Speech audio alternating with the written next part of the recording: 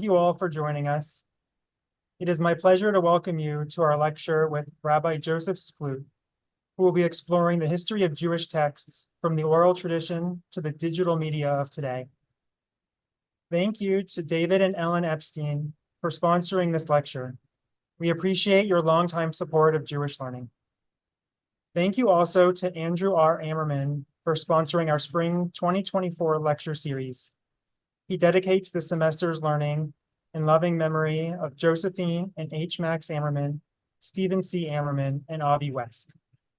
As usual, ask questions using the Q&A button on your Zoom screen. Please be as concise as possible and use complete sentences. Questions will be discussed at the end of the lecture, but feel free to write them in at any time during the presentation. And with that, I now welcome Bill Halpern, a member of the Haberman Institute Board, who will introduce our speaker. Welcome, Bill. Thank you, Matt. Welcome to the Haberman Institute. Tonight, we are honored to welcome Rabbi Joseph Skloot to speak to us on the history of Jewish text and Jewish books. I'm Bill Halpern, treasurer of the Haberman Institute Board of Directors, and I am honored to introduce today's program. I would like to extend a special welcome to all of you who are new to the Haberman Institute. Our mission is to provide high-quality, in-depth encounters with Jewish thought, history, and culture.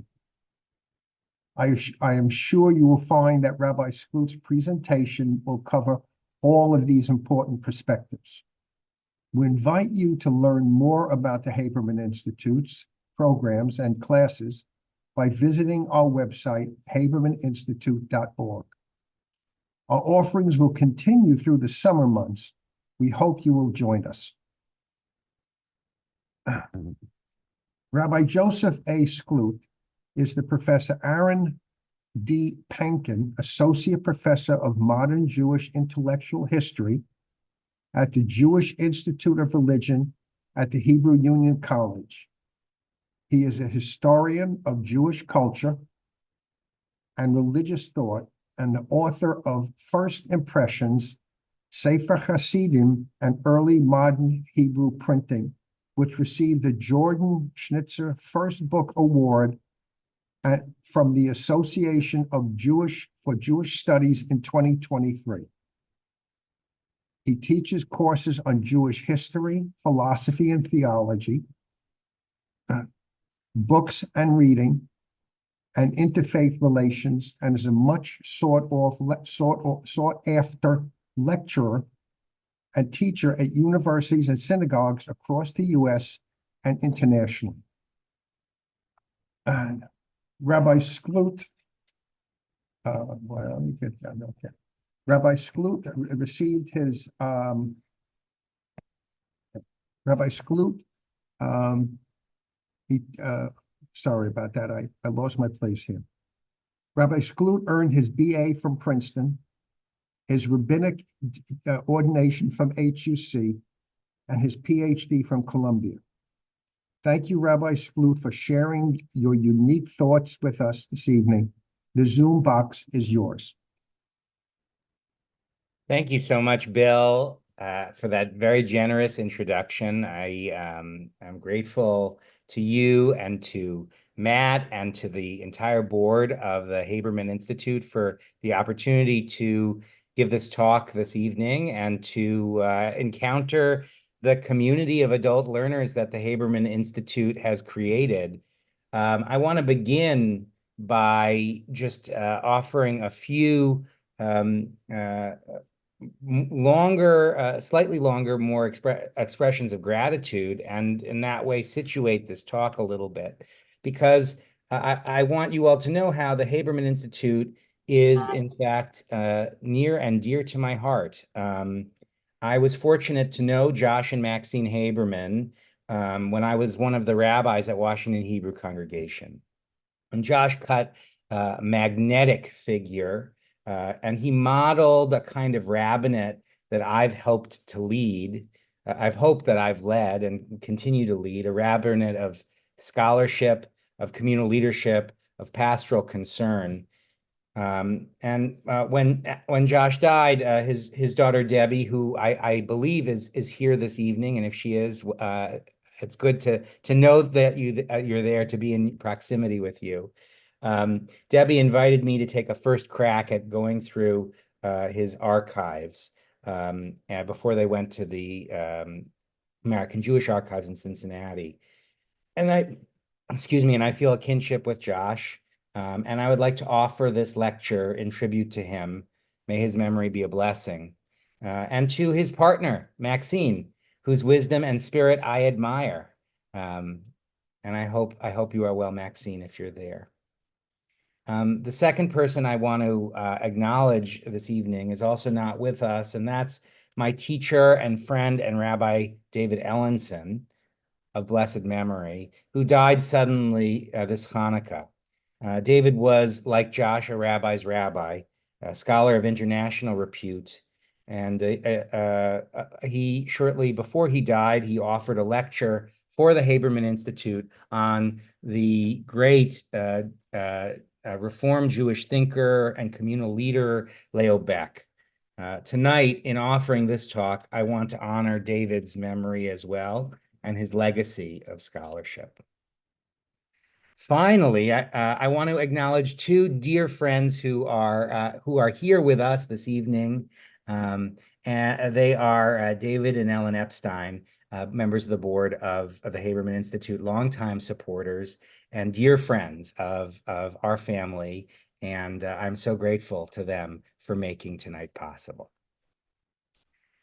As David and Ellen will tell you, they are true Washingtonians. I have a feeling that there are other Washingtonians here in the audience tonight, and I want to begin by turning our attention to Washington. Interestingly enough, though I have heard from Matt that this gathering encompasses people from all around the world, I'm going to ask you to turn your gaze to the District of Columbia for a moment.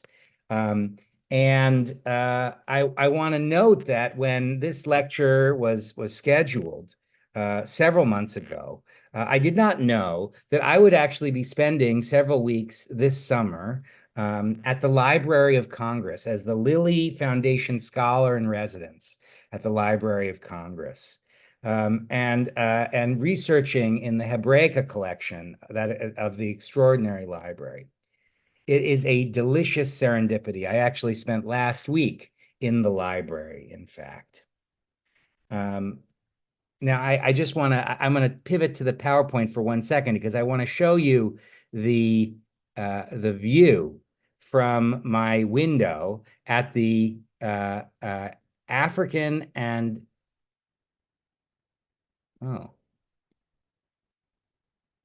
Matt, the screen share is not working. Try again.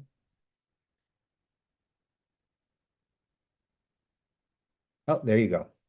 So you will see on your screen the view of the U.S. Capitol from the African and Near Eastern reading room of the Library of Congress. That's the Library of Congress on the upper left-hand corner. That was the view that I gazed upon and spending the last week perusing the extraordinary collection of the library in Hebraica. As you know, the Library of Congress sits on one end of the National Mall, and it faces the Capitol. And the library was founded in 1800, and the core of its collection was originally that of Thomas Jefferson's personal library.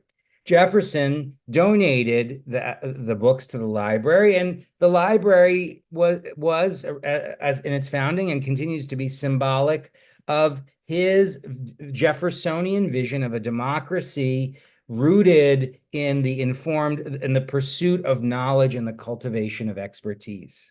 Let me say that again. The pursuit of knowledge and the cultivation of expertise. Such things seem quaint today, don't they?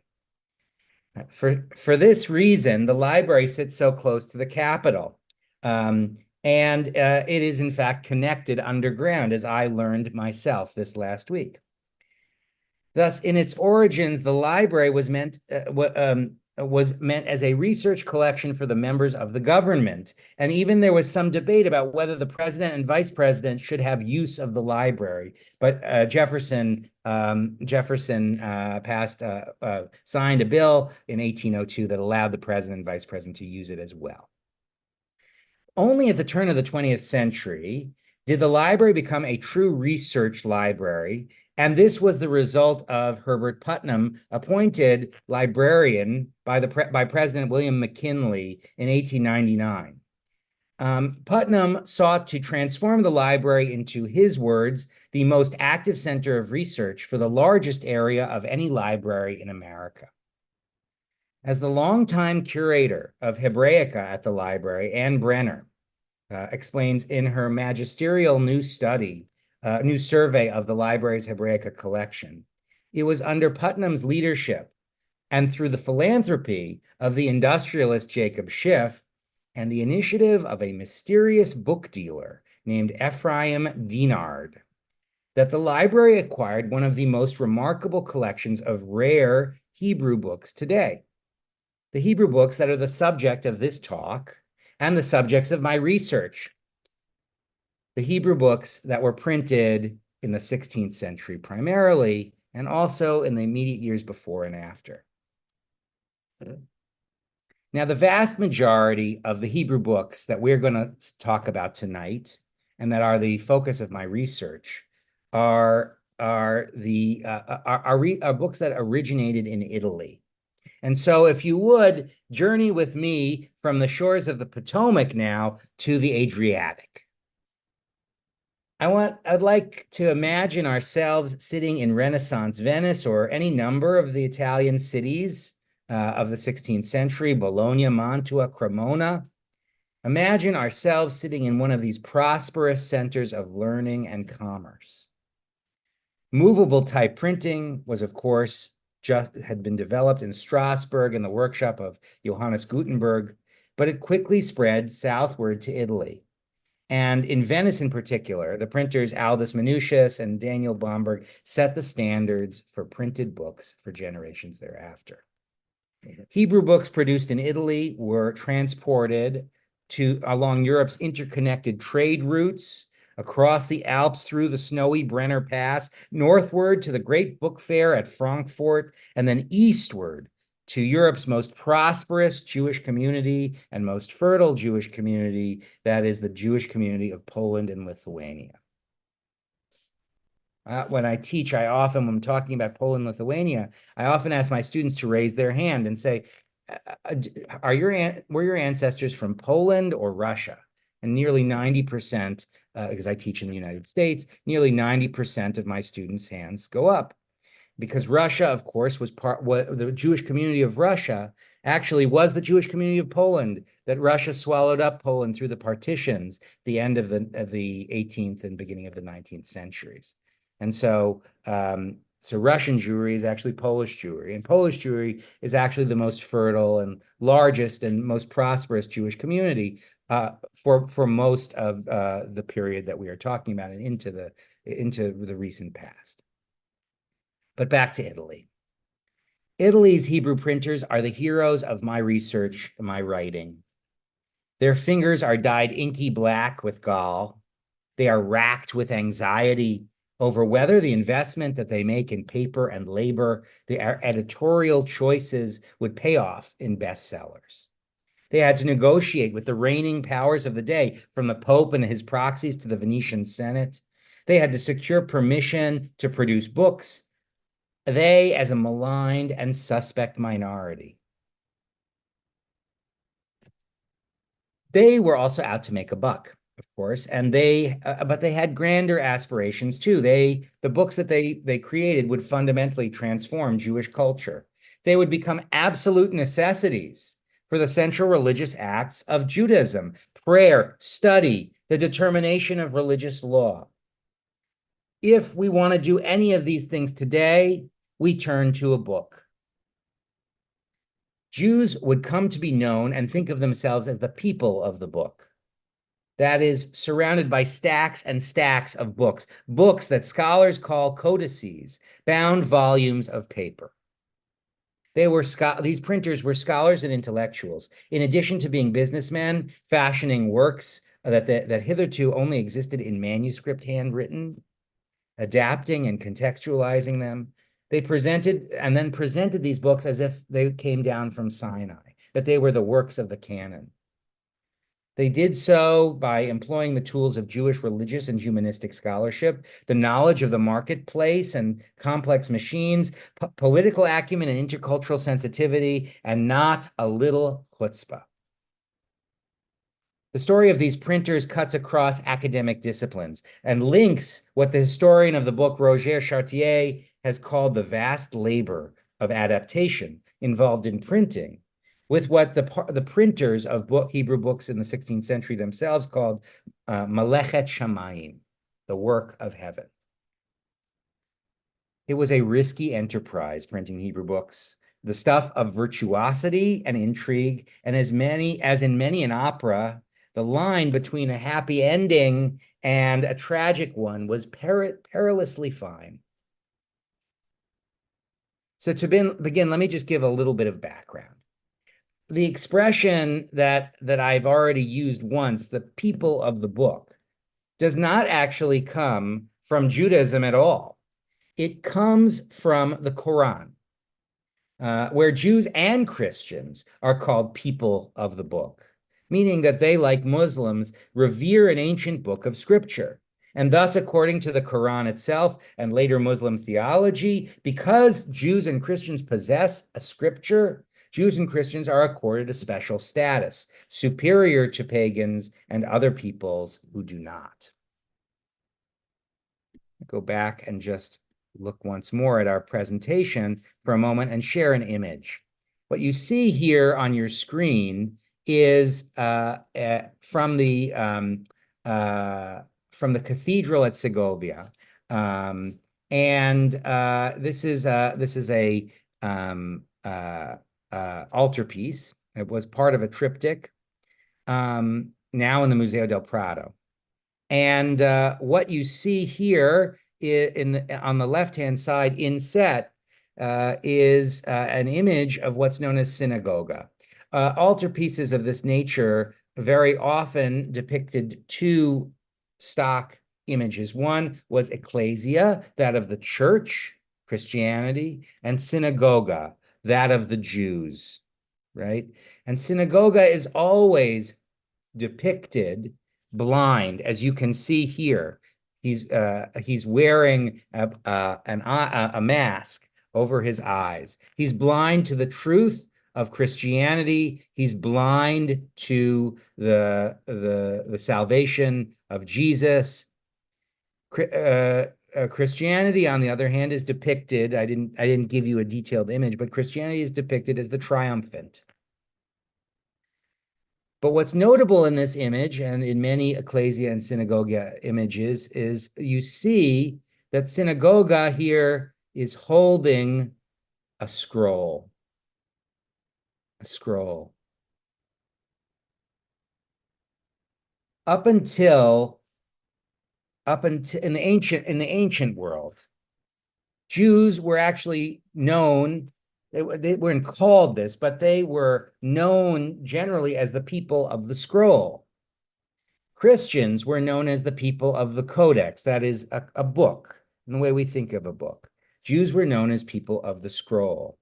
In fact, scholars such as Anthony Grafton, Princeton, have suggested that one of the reasons why Christianity spread so broadly was because it relied on the use of the codex, the book. Just think about it. A book has pages that you can go to at random. You can choose any page you like. Scroll, if you're trying to find a particular passage, you have to roll it, right? It's a lot harder. To use Peter Stallybrass' term, it's not navigable in the way that a codex is. So some have suggested that the reason why Christianity was spread so broadly was because of the reliance on codices. Jews were more reticent, but Jews ultimately did adopt the codex too. I just want to note, by the way, some of you may have had this experience of standing near or in the congregation of a bar or bat mitzvah, where they're unable to find the location of their Torah reading, one morning service, and there's a great struggle about finding where they begin. You have to roll the scroll many times, as I had when I was a congregational rabbi. Such things are common with scrolls. They are less. They happen less with books. By the Middle Ages, we should note, though, that Jews readily adopted the Codex too, reserving the scroll only for holy books. It's interesting to note, by the way, that when Jews read from the scroll in the synagogue, read from the Torah in the synagogue, they read from a scroll. But when we read from the Haftarah, that is the books of the prophets, we read from a codex. We demonstrate the sanctity of the Pentateuch by reading from precisely the scroll. But everything else is a codex. So the question is, how did we Jews become people of the book, people associated with codices, since that we use scrolls for so long? The answer to this has to do with the technology of movable type printing and the effort of printers. So let me just offer one aside here at this moment, because I'm going to move to showing a number of images of printed books. And I just want to note that while I've spent the last week at the Library of Congress, my academic home is at the Hebrew Union College Jewish Institute of Religion, which happens to possess the largest collection of Hebraica and Judaica in the world, second only to the National Library of Israel, and the largest collection in the Western Hemisphere. This collection, which encompasses libraries in both New York City and Cincinnati, and Jerusalem, this collection has virtually every printed Hebrew book from the 16th century and the 15th century, and many thereafter as well. And so I'm grateful to the librarians at the HUC's libraries for providing me with the images that you will see, with the exception of one. And that image, of course, is the one that I'm going to show you right now. And that is the image of the Gutenberg Bible.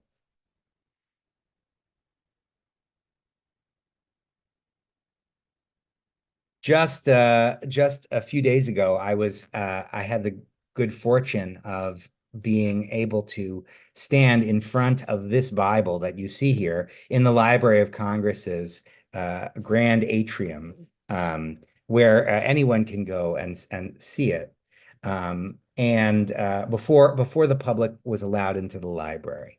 And it was an extraordinary, even if this Bible is in Latin, even if it comes from a culture that's very different from my own, to be able to see where the traditions of movable type printing began, and to see the workmanship of this Bible. The Library of Congress's Bible is one of three that's printed on parchment, on vellum.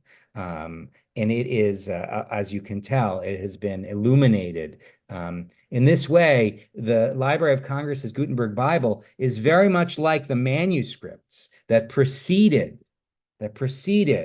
movable type printing. In fact, just a word about manuscripts, right? Manuscripts were immensely difficult to produce. They required great expense. It could take a year sometimes to produce a manuscript. Sometimes it could be much quicker, but you couldn't produce 500 at once, as the first printers of Hebrew books did. It was only the elite that could own manuscripts in the Middle Ages.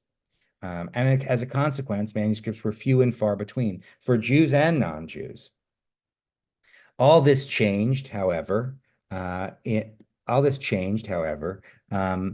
Gutenberg. And in 1455, when he printed that Bible, he created a massive transformation in the way information was transmitted.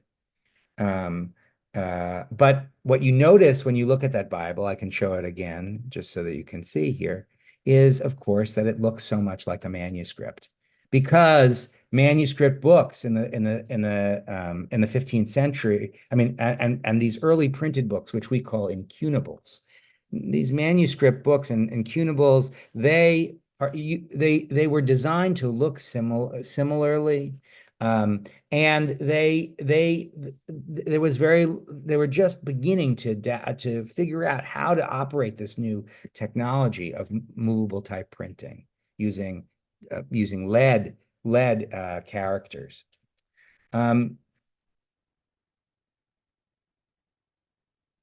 We think about this period between the year of 1455 and 1500 as a kind of preparatory period in the printing of books. And it is only in the 16th century when printing really comes into its own in Italy. Prices of books drop extensively. Printers are producing many more books at a time, instead of small numbers of them, and the modern book market is born. Jews were early adopters of the printing technology of movable type. And in the years after Gutenberg's innovations, Jews began to print books in Hebrew.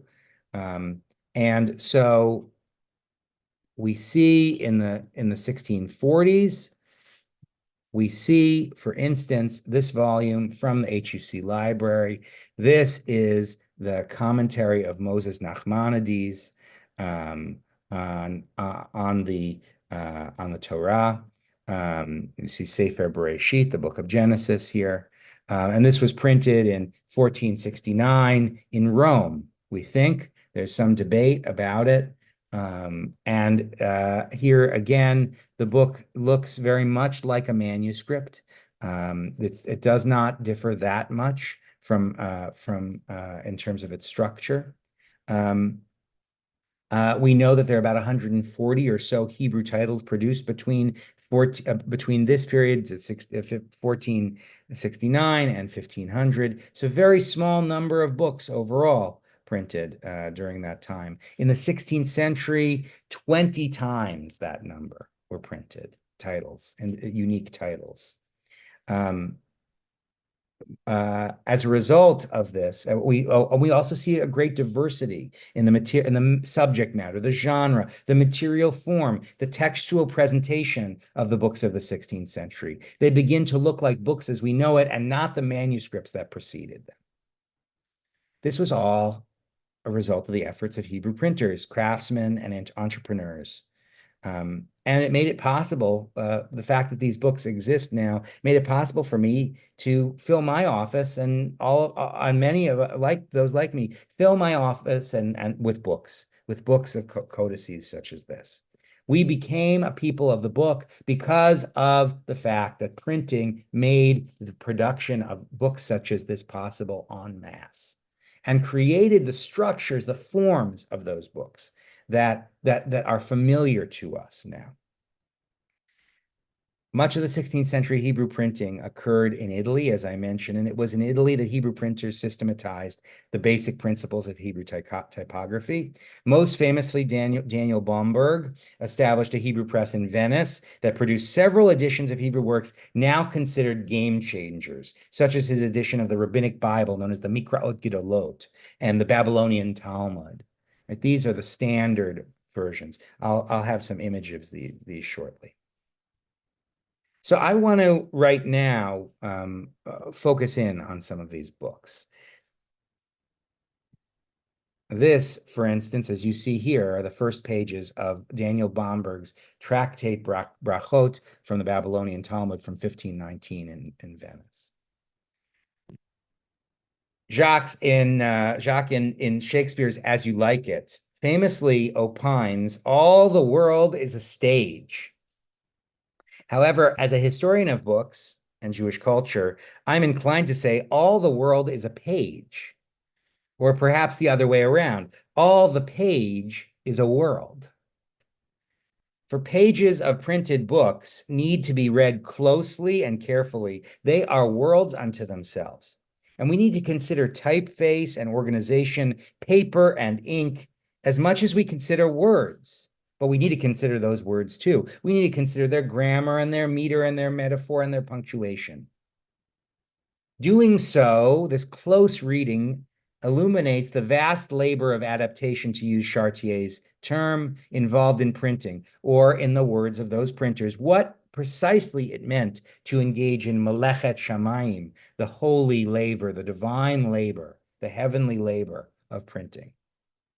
So in the next few minutes, what I'd like to do is highlight 4 features of Hebrew books that demonstrate the creativity of their printers, features that illustrate why printed books achieved their ubiquity in Jewish life in the 16th century.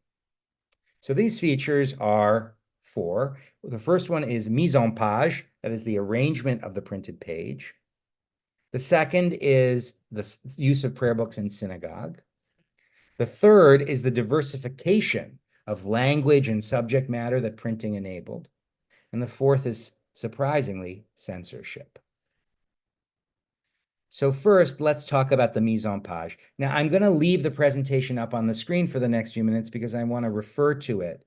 I'm sorry if I'm so small in the corner, but what you see on your screen, as I mentioned, is the first page of the Talmud, the Babylonian Talmud, according to the printing of Daniel Bomberg. What you see here is the enlarged word at the top, me'ematai, from what time, with which the Talmud begins. You also see at the core of the page, you see the words of the Mishnah and the Gemara, those ancient and late ancient core texts of rabbinic Judaism. Sometimes I've called them the constitution of Jewish life. It is just like the American Constitution, these texts, the Mishnah and the Gemara, are interpreted over generations, and then commentaries are produced and commentaries upon the commentaries are produced. That's what happens with the Mishnah and the Gemara. You see here on the page that on the interior of the page, you have, on the right-hand side, you have the words of Rashi, the commentator Rashi, and on the left-hand side, you have the commentators of the Tosafot. Rashi from 10th, 11th century France, Tosafot, his descendants. These core commentators. I'm going to come back to them in a moment. So just as a play is performed on a stage and the playwright speaks of a mise en stage, a mise en scène, that is the arrangement of scenery and props to create a backdrop for the performance. Books have what we call a mise en page, that is the arrangement of text on the page, like we just saw. The printed Hebrew books of the 16th century in particular have a mise en page that is so specific that it has become synonymous with Jewish culture. That is the mise en page that I just showed you, right? This famous arrangement with the core text at the center and the commentaries around is actually originated in Bomberg's Rabbinic Bible of 1517, Mikraot Gedolot, and then continued into the Talmud. These books, this arrangement has become synonymous with Jewish literature.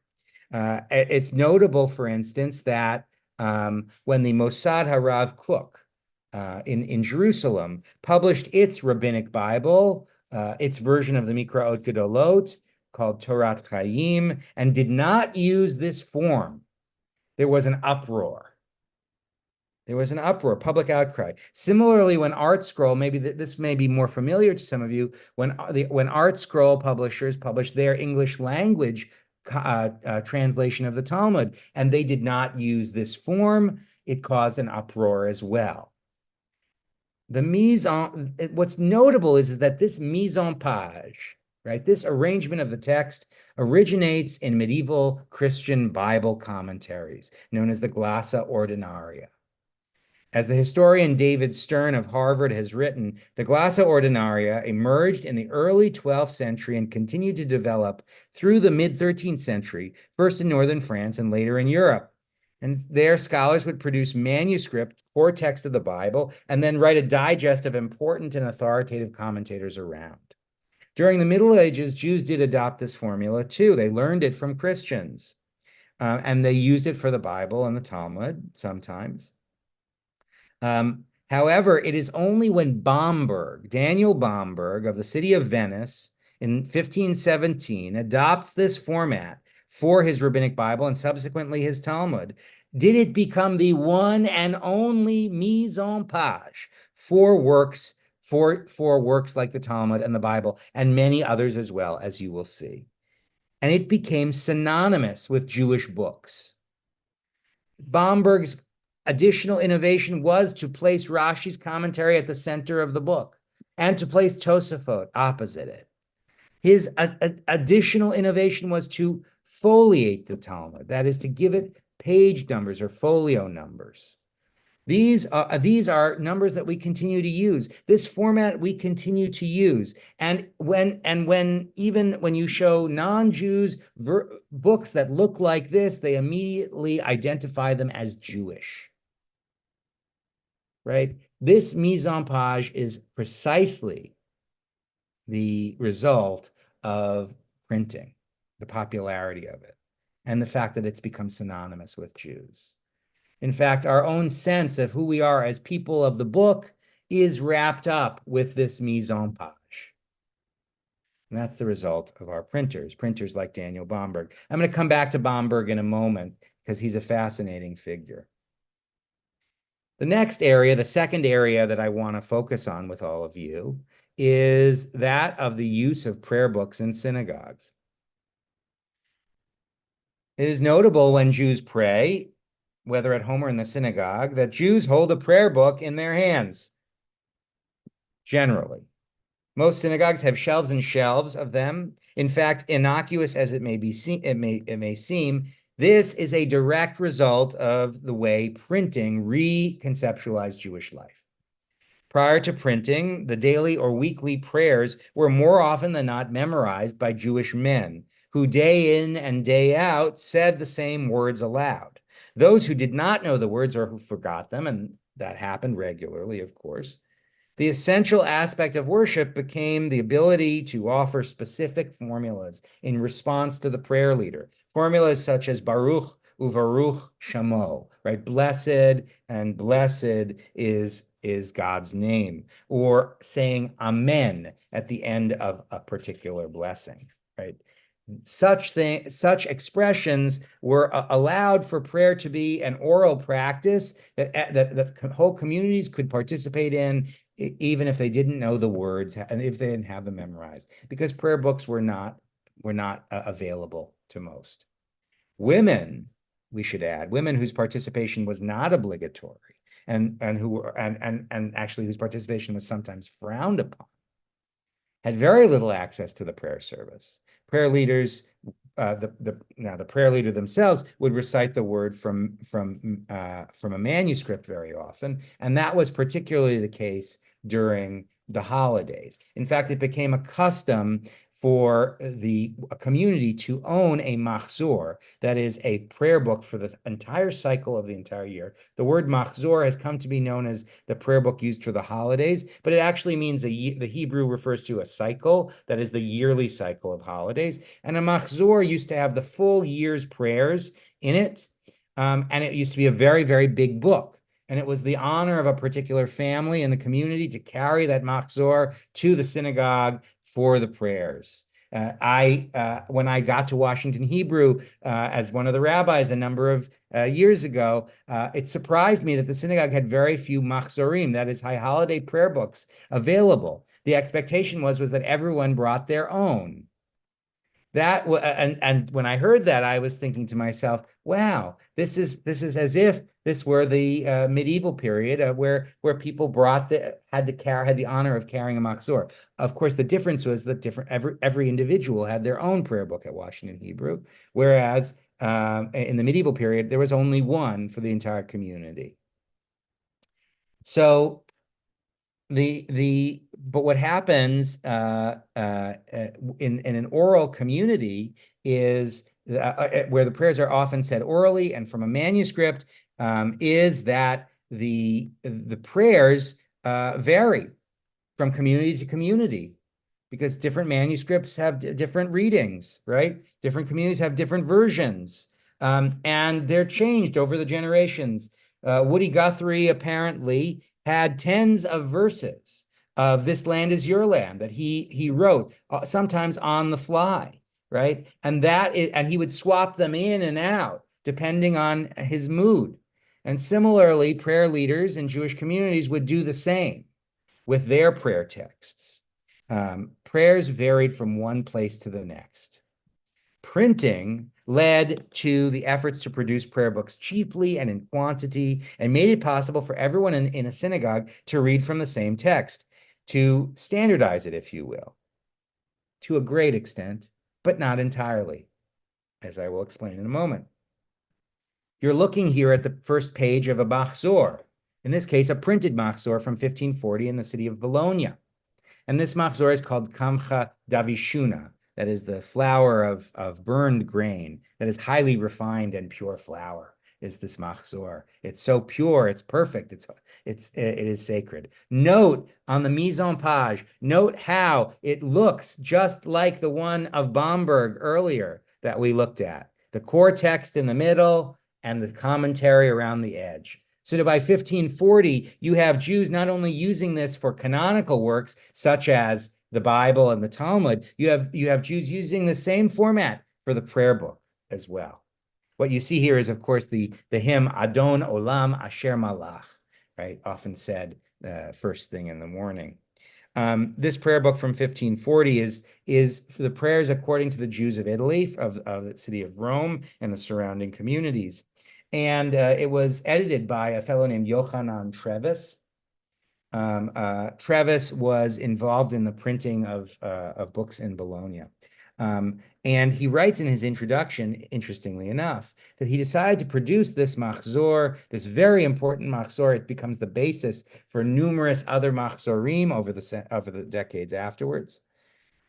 He writes that his goal was to produce the most accurate text of the prayer book ever, and a commentary alongside to allow for readers to really understand the confusing words of the prayers, because sometimes the words of the prayer book are pretty confusing.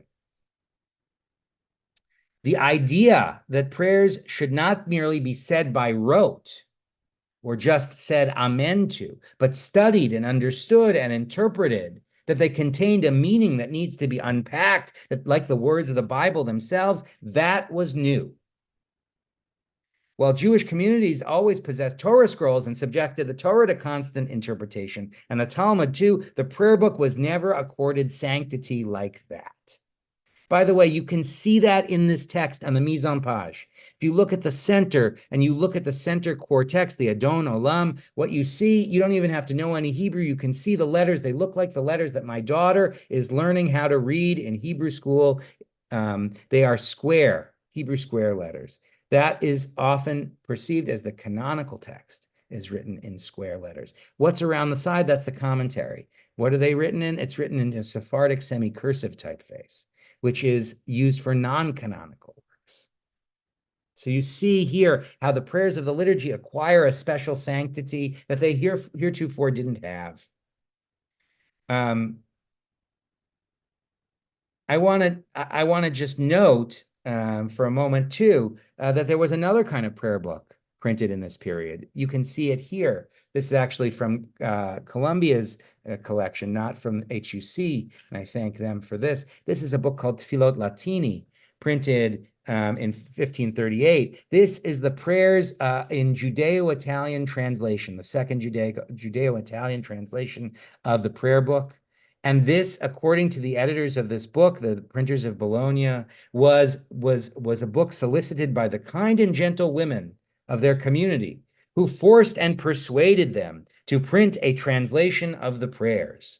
And through them, they hoped female readers would come to know the Almighty. What this indicates is that in the course of printing these books, printing liturgies, you also have women and plenty of men who did not understand the words, did not know what they were saying, and they asked to comprehend them and to understand them in a language that they knew, the vernacular, that is the Judeo-Italian. So it is the popularization of liturgical translations, which now are a feature of nearly all Hebrew prayer books from all Jewish movements, which it's very rare to find in America and even in Israel a prayer book that doesn't have some kind of translation alongside of it. Right? These prayer book, the idea of a prayer book translation, that is something that takes off with printing.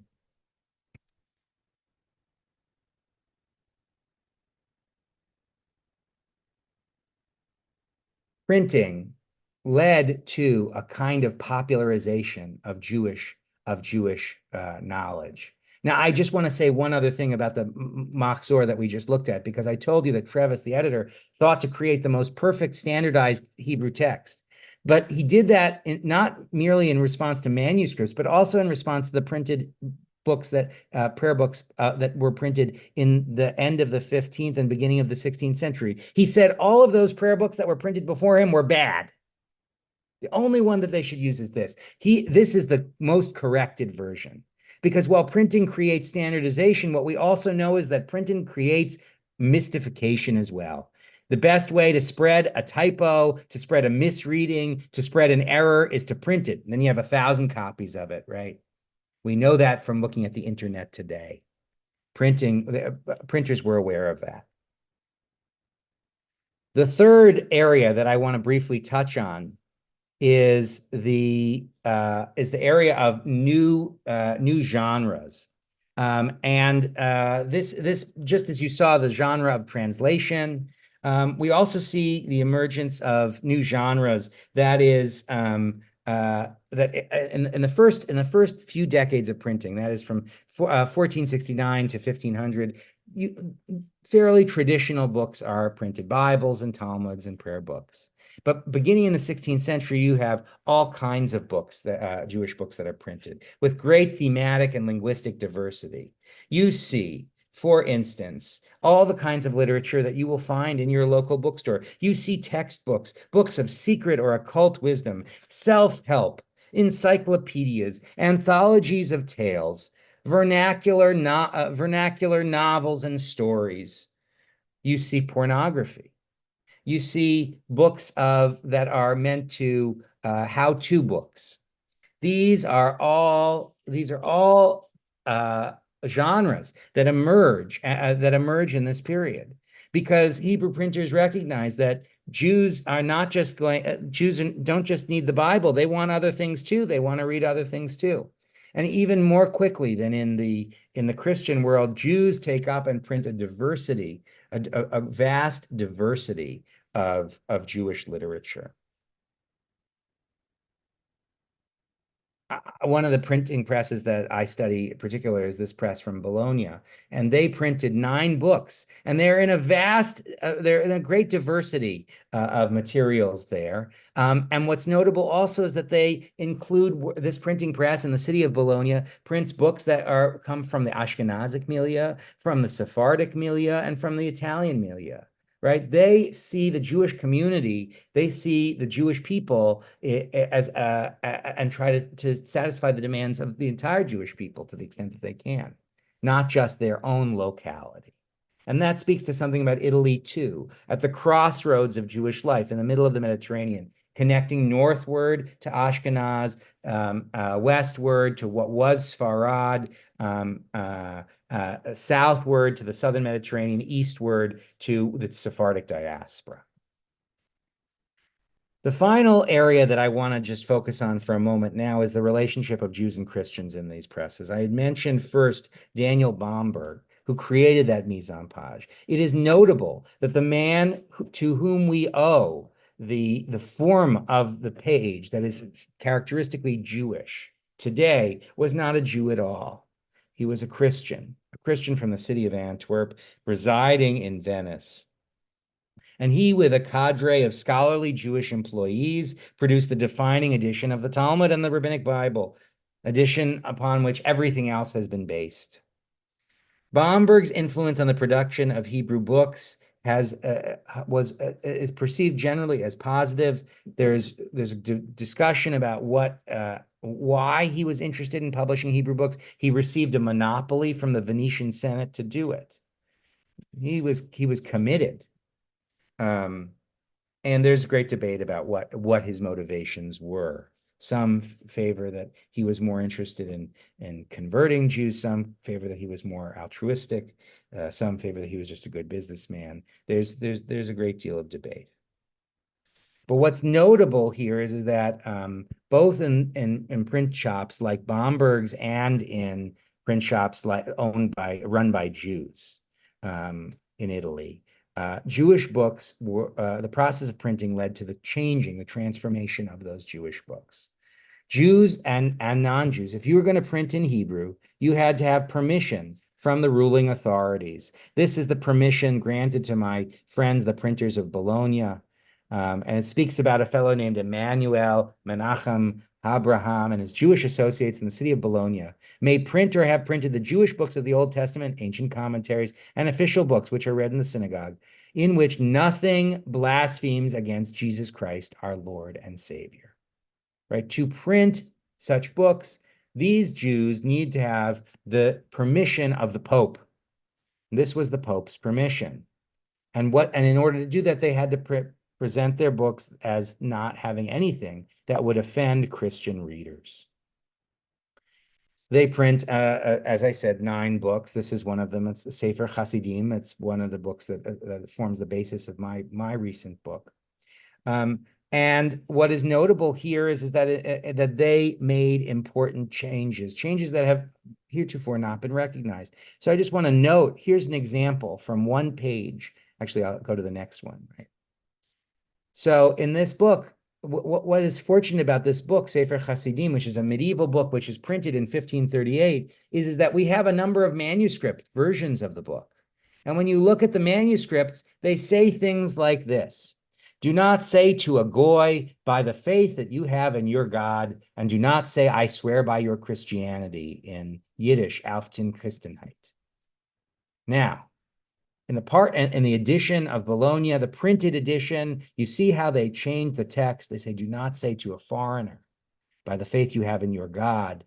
Do not say, I swear by your faith, in Hebrew, not in Yiddish. Right? So notice here how the text has been transformed. Censorship was a pervasive feature of all printing in the 16th century. For Jews to receive a privilege such as this one, to be permitted to print, they had to go along with the laws and rules and cultural mores of the people in power. These transformations that were wrought in Hebrew books persist. We still have them. It's only because of research like mine, comparing manuscripts to the printed books, that we know actually how printers transformed the works that they did. And printings like this one here, is relatively minimal. Other transformations, other censorings were far greater. Now, there's a question: to what extent did these changes change the way Jews themselves read the books that they had? Right? Maybe upon seeing that change, where it spoke to use the word nochri instead of goy, they still in their heads read goy. Right? That's possible, and that is always a feature of censorship. Right? We understand even censorship in our own day to day. We understand it, but still, the pervasive surveillance of Christians on Jewish books is a feature of printed Hebrew books that did not exist in the manuscript days. And the traces of that surveillance and censorship persist today in the books that we read.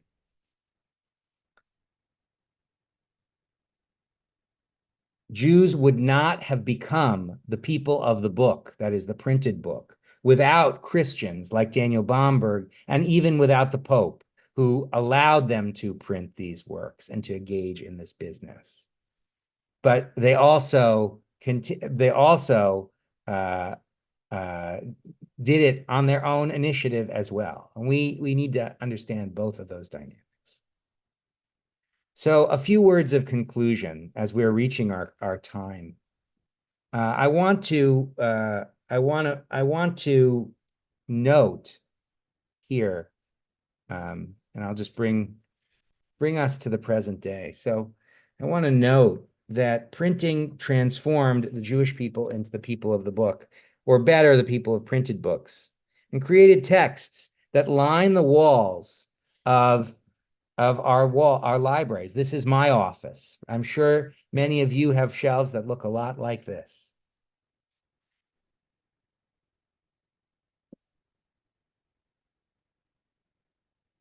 If you're interested in learning a little bit more about this transition, I want to suggest that you take a look at my book, which is called First Impressions. It was published by Brandeis Press. You heard a little bit about it before.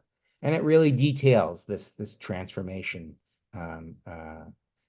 very, very clearly. But we know that today we're in the midst of another technological transformation. We're at another technological crossroads, not unlike the 16th century. In recent years, we've become frequent consumers of diverse digital media, Wikipedia, ebooks, streaming services, not to mention social networking platforms, things I don't even know about, I'm sure exist. The diversity of these media and the speed with which they've overtaken the earlier forms in my lifetime has led me increasingly to study the way Jews have become digital early adopters, just as Jews were with printing. According to tradition. Oh, and just to show you, if you look at the slides on the screen, you'll see three examples. You see the National Library of Israel, which has taken the book that I just showed you, Sefer Hasidim, along with almost all of their early Hebrew books, and digitized them in an accessible, highly legible format, almost as if you are looking at a facsimile on the screen. There's HebrewBooks.org, which is affiliated with Chabad, which has a messianic goal of collecting every Hebrew book ever written and including it in their library. They are much more low tech. They send them through the Xerox machine scanner. But for a scholar like me, it's crucially important to be able to use those digitizations too, because I can see other books from other places that way as well. And I have a pretty good view of them too. Not everything, right? Still need the printed book. I still need to hold it in my hand. I still need to sit in the Library of Congress and smell it and see how the paper, the thickness of the paper, the watermark. Need to see how the ink appears. I need to see how things were crossed out and how readers put their marginal notes in. Those things are crucial. The material feature of the book stands. But through digitization, we have examples like this. You have Sefaria in the bottom right-hand corner, which has also sought to present Hebrew works in Hebrew and English translation in an interactive format, in a format that looks nothing like the way the books were printed or in manuscript themselves, right? So the book has lost, in their presentation, the book has lost its context, its mise en page, that of it being printed. And there's certain philosophical and theological implications to that. According to tradition, Moses came down from Mount Sinai bearing 2 stone tablets. Their words were subsequently inscribed on scrolls, handwritten in manuscripts, printed in books, and now today digitized in a new kind of tablet. Perhaps some of you are using it now. What does it mean to be the people of the digital book rather than the people of the printed book? It's a question that's on the tip of my tongue, especially as you all tune into this lecture through the medium of Zoom. But we'll have to save that question for another day. Thank you so much. Thank you, Rabbi Skloot, for such an engaging and a very interesting presentation. Thanks so much, Matt. Spotlighting myself so that I'm assuming everyone out there can see me now also. I found it amazing how the printing of the prayer books and the sacred text really shaped Judaism. And to get us started, we jumped forward to the digitization, but I wonder, and there's some questions already coming in about like, what did the texts look like just prior to the printer? Like, what were the printers using to build the Talmud, in particular, the Talmud text and the Tanakh? I think most of us aren't familiar with. Whereas, in the synagogue, we have the Torah scroll, but you want Right. to say a little bit about that? That's a great question. Yeah. So first of all, I want to say, yeah, I could have spent more time talking about manuscripts. I happen to love early printed books. That becomes my focus, and I think that they're the key to understanding this translation. But you need to talk about manuscripts more, definitely. And so one of the things so when we talk about manuscripts, the first thing we need to recognize is that each manuscript is unique. They're all a product of one scribe, one writer, one person. And that's not entirely true, because actually what you very often have when you have a manuscript is you have a manuscript that was started by one person and then added to by another person, then added to by another person. Sometimes those additions are in the margin, sometimes they're on top of the word, sometimes things are crossed out, sometimes. But manuscripts are very expensive, so they're reused and reused and reused. The story of the Cairo Geniza in Cairo, some of you in Old Fustat, that some of you I'm sure know about, is that this Geniza possesses pages, thousands, millions of pages of handwritten documents, and you have ketubot, beautiful halachic texts, and then someone on the other side on the page used the document to write their grocery list, right? So manuscript in a world where the medium, the substrate upon which people wrote was very expensive, manuscripts developed an eclectic quality to them. But say you wanted, but if you had a Talmud manuscript, for instance, that was a very, very, very rare and special thing. And you probably would not have a full, complete. The idea that you would have a full shas on your shelf, that is your Shisha Sidrei Mishnah, your full copy of the Babylonian Talmud on your shelf, which is in some communities common today, that a bridegroom will receive such for their wedding. That was unheard of up until very recently, even in the print era.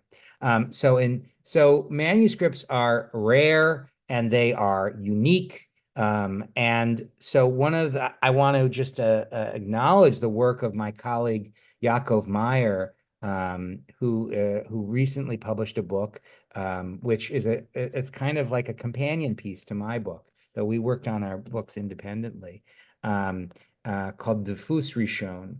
And what he's done is he's studied the first printing of the Jerusalem Talmud, the Palestinian Talmud, the Talmud Yerushalmi, and for which from Daniel Bomberg's workshop, for which we have the manuscript upon which it was based.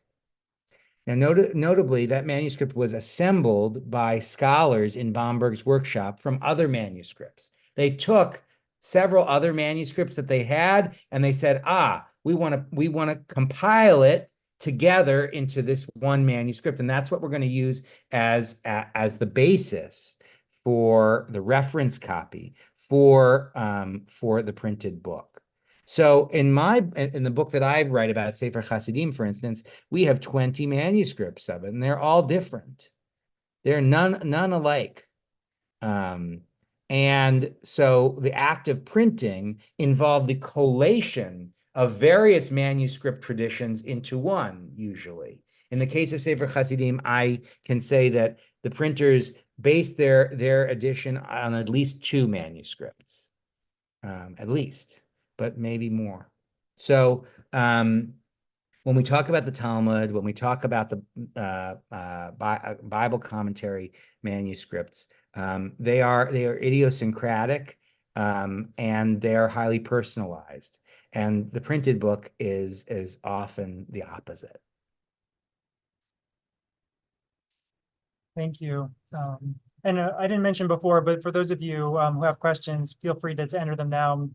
We're going through them behind the scenes here. But another question that's related is if you want to say a little about the workforce in the printing shops, such as Bomberg's, who made up the creators of the pieces. Yeah. So this is one of my, I I could go on and on about this question because these are the people who, I feel great kinship with. These were, as I said, these were often entrepreneurs. They were also scholars. So they were both. We don't sometimes think of those things as embodied by the same people, but they were. And they were now, but you had different levels of workers here. So one of the print shops that I study is the print shop of Ambrosius Froben, who had a Hebrew press in the city of Basel in the end of the 16th century. In Basel, Jews were prohibited to live. Froben was sometimes a Protestant, sometimes a Catholic. It was a Protestant city at the time. And Jews were prohibited to live in Basel. So to create his print shop, he had to import a Jew and get permission from the Basel City Council to do it. And he brings a fellow named Yisrael Tzifroni to come and and he's a scholar who worked at presses in Venice. And he was a knowledgeable scholar. We know from things that he wrote that he was a great scholar. And he was involved in preparing those editions to what precisely was going to go into the books that were printed. But notably in the colophon, that is the end paper to the end statement to one of his books, he writes that very often colophons, sometimes introductions of these early printed books have apologies. I'm so sorry about X, Y, or Z, right? And in this case, Sifroni writes, I'm so sorry that there are so many errors crept into this book.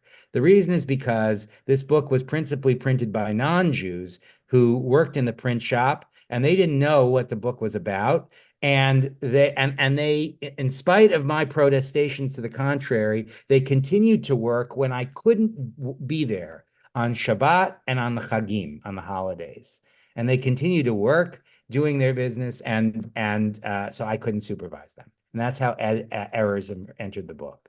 So we know that in many cases, non-Jews worked side by side with Jews in the printing of these books. They weren't just the owners of the print shop, like Bomberg. Bomberg had a host of Jewish employees, like Froben did as well. But there were non-Jews who worked in these presses too.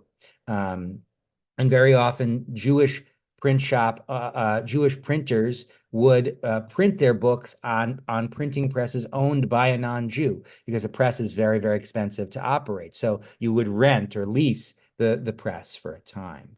So these were Jews and non-Jews working together. One more word: the people like the people who I spoke about who printed books in Bologna, they called themselves the Shutafim Osei Melechet Hameshi. That is the partners or the partnership of those who worked in silk. Bologna was a major silk producing area, and these men were rabbis, scholars, but their primary employment was that of producing silk. And they used the capital from the silk business, which was very lucrative, to try to print Hebrew books, which was far less lucrative, which is likely why in 1540 they stopped. Thank you.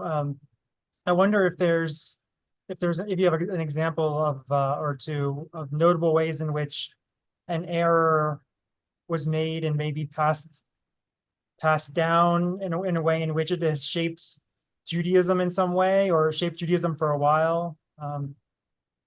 That's a really interesting question. Off the tip of my tongue, I don't have, well, error. So what's an error and what's a deliberate misreading, and what's it's hard. I don't have a cute example from Judaism on the tip of my tongue. I have two examples. Well, I have one example that is very famous, that comes from Protestant Christianity in England. And that is the example made famous by Elizabeth Eisenstein, the late Elizabeth Eisenstein, professor of French history at the University of Michigan, who wrote about the example of the Wicked Bible. The Wicked Bible was a Bible. You can actually see it. They have a copy of it at the Museum of the Bible in Washington. It was famous for, in the commandment, thou shalt not commit adultery. The only error in the whole Bible was the absence of the word not in that commandment. And that led to the printers having quite a hard time, and the Queen purchasing and destroying the vast majority of those books. And Eisenstein uses that as an example to show how printing both leads to standardization, but also leads to error as well, right? The other example I just want to note is how the pervasiveness of error, you can see, for instance, in I mean, the books that I've been looking at in the Library of Congress, very soon in the 16th century, one feature that emerges in printed books.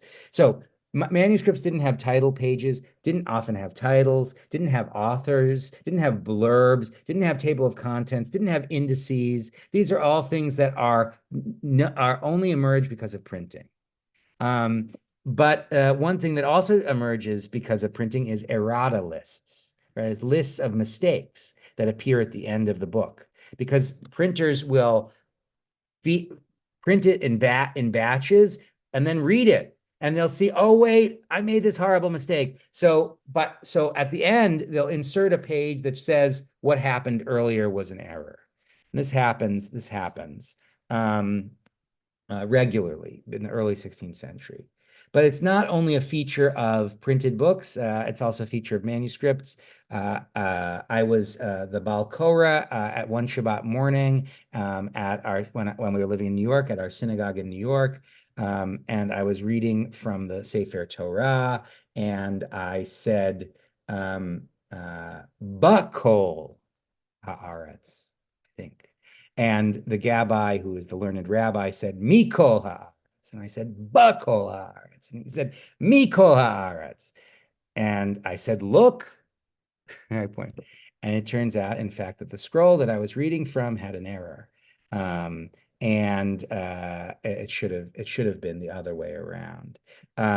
And so this happens in manuscripts and Torah scrolls too. We'd like to think the Torah scrolls are perfect, and they have a remarkable rate of accuracy. In fact, Torah scrolls are perhaps the most accurate handwritten books. Barry Levy from the University of Toronto has written about, or McGill has written about this. But even there are errors.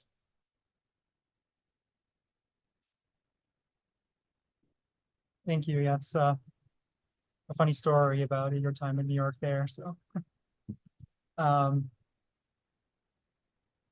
there's a question here. I'm going to try and summarize it because it's a little long for me to read, about the authoritative nature of the text and whether or not the printing houses shaped what became authoritative, and what was maybe lost in that, or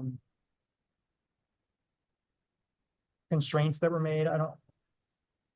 Does that make sense? Or am I? Well, is the question something like,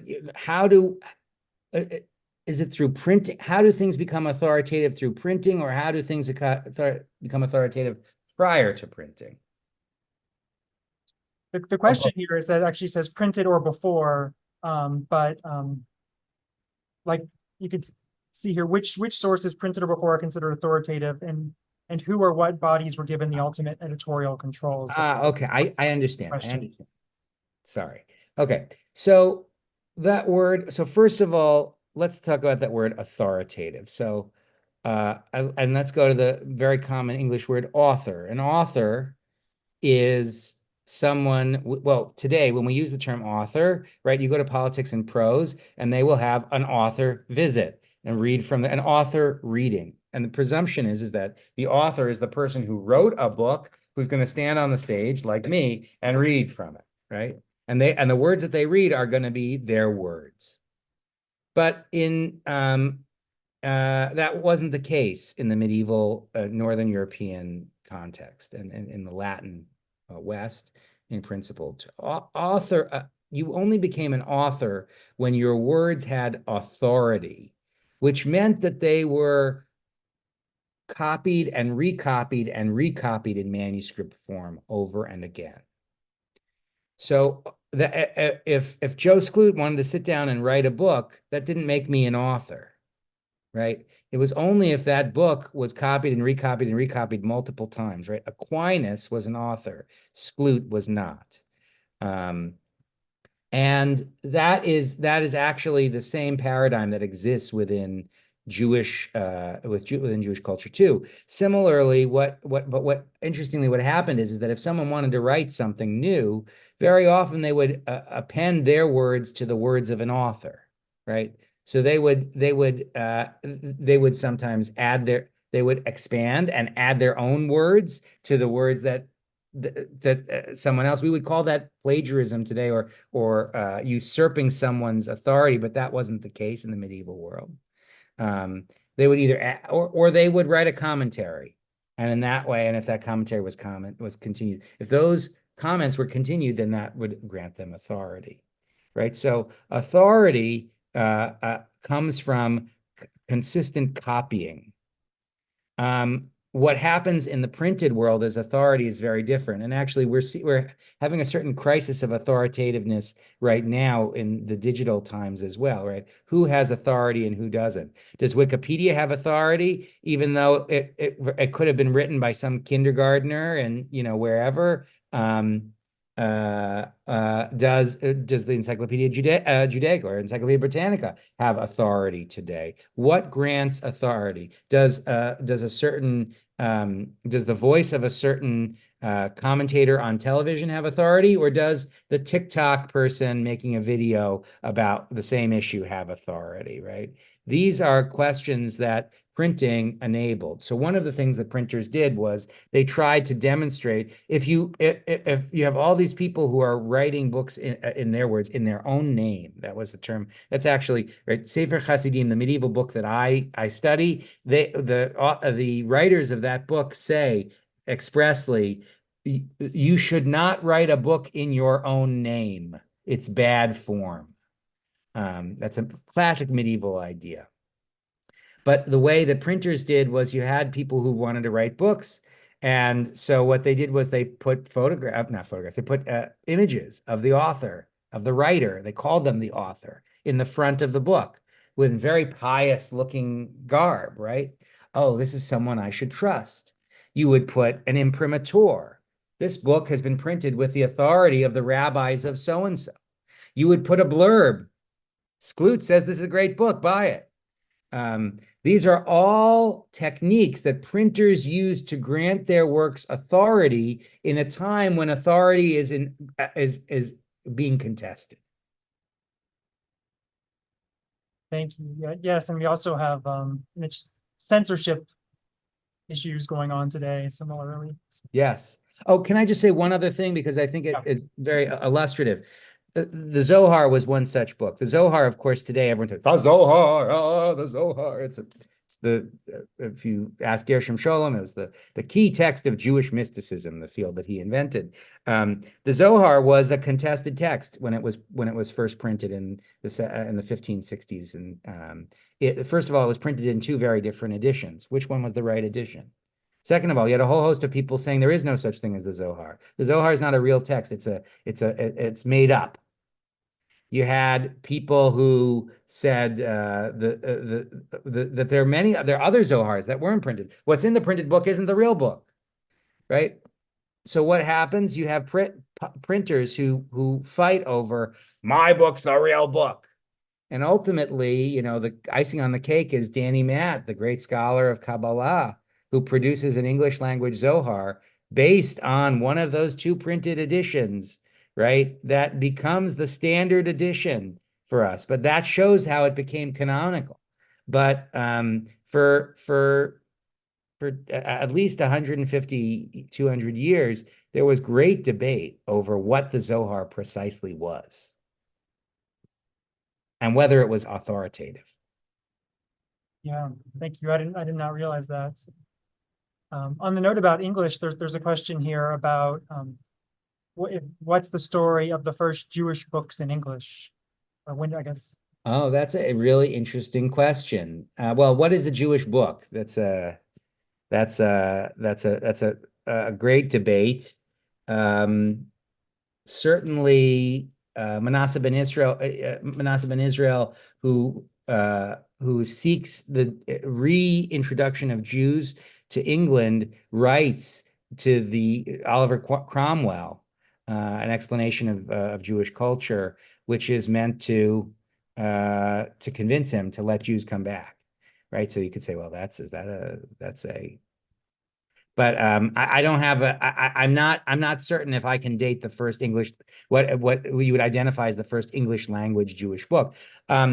In America, Isaac Leeser in the mid 1840s is the first Jew to translate the Bible into English. And he does that precisely because Jews in America are reading Christian Bibles, because there are no Jewish Bibles, and the Jews in America can't read Hebrew. They can only read English. So Leeser is extraordinary figure who, first in Richmond, then in Philadelphia, who makes English language Judaica a real thing. Thank you. Another question here. What was the earliest known example of the printing of Jewish non-religious texts, such as poems or fiction? I mean, I'm going to punt here because I'm not going to give you I don't have the exact answer off the tip of my tongue. You have very, very, very soon, in the 1530s, you have poetry by Emmanuel of Rome. Now, here's the question: is like, what is religious? What is not religious? That's also an interesting question, right? I was just reading in the Library of Congress, we have a Purim play from the 1560s from the city of Mantua, which is a satire of the life of the yeshiva of Padua. Is that a religious text, or is that a secular, quote unquote, secular text? It's hard to know. We have works like the Meisabuch, which is a Yiddish book of collected stories from the early 17th century, but these were oral folk tales that were traveled around and were and also accumulated in manuscript that were printed. Those include descriptions of rabbis and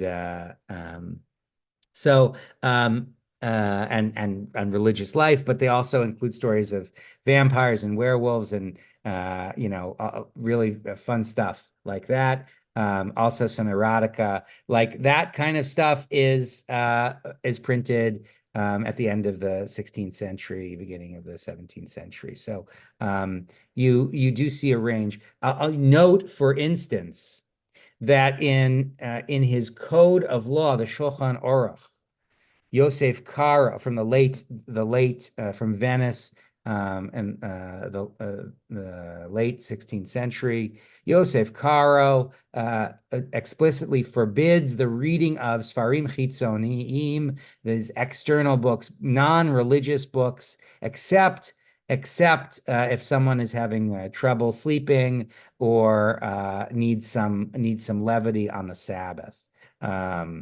But otherwise, you should be reading good religious books. So such books traveled. 16th century is when these books appeared.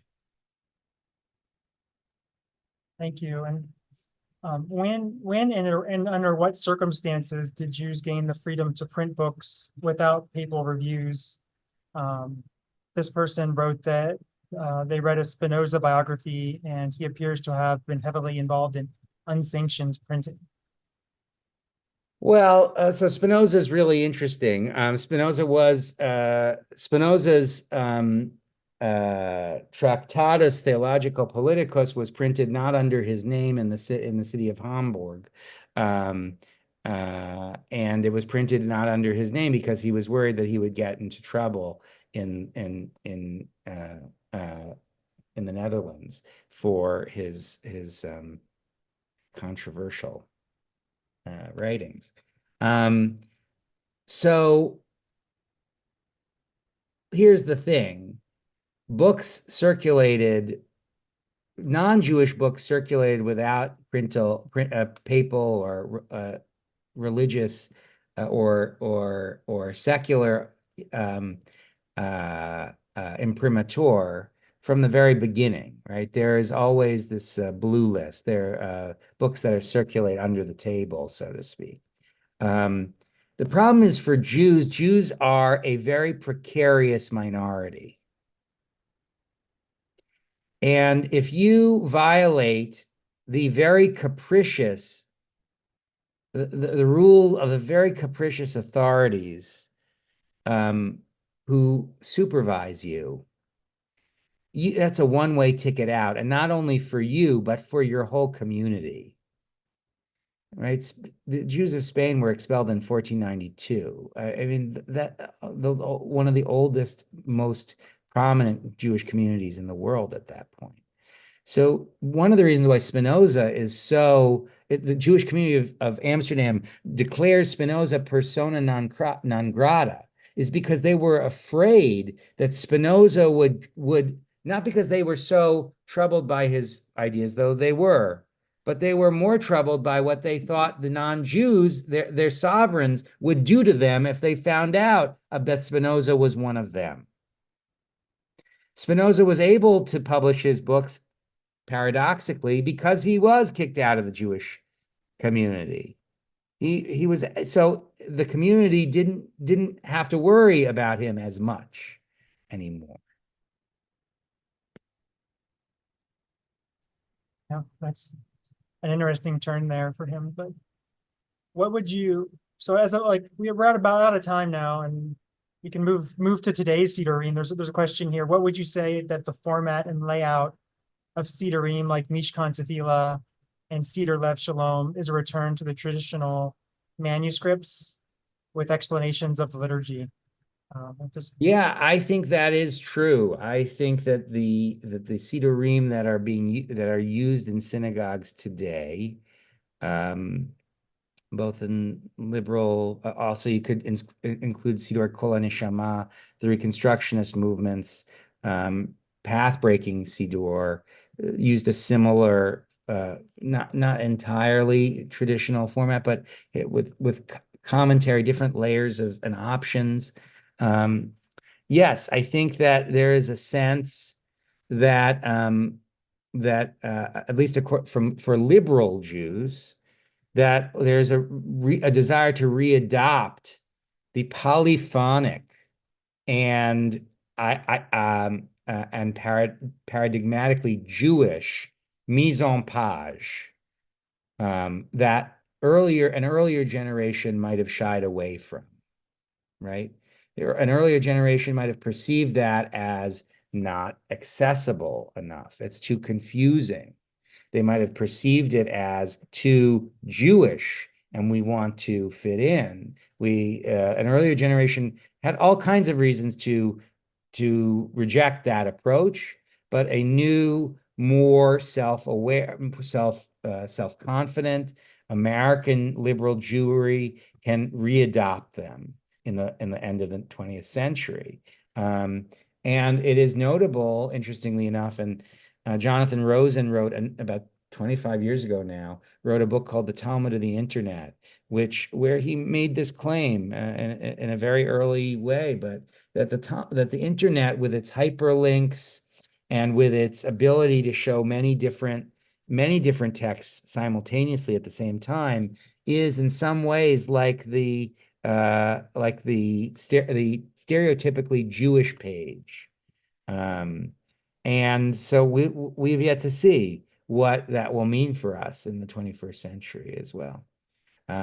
It's notable to me that I in synagogues, I regularly see people reading their Sidurim from their iPads and from their phones now.